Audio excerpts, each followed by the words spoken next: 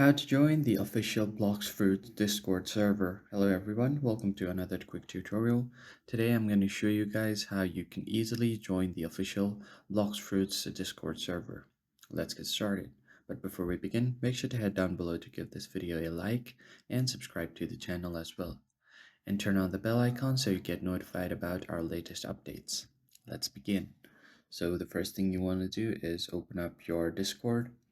And once you are here on the left side of your screen, you will see all of the channels that you have joined, or the servers.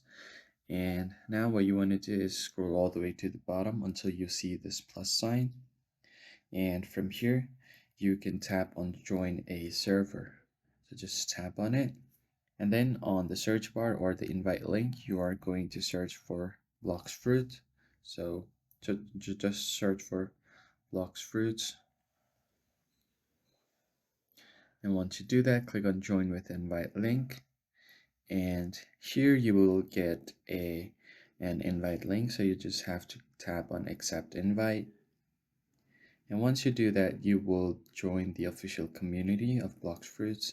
So once you are on the rules section, you can go through all of these rules, and then I believe you will have to verify yourself to access all of these channels.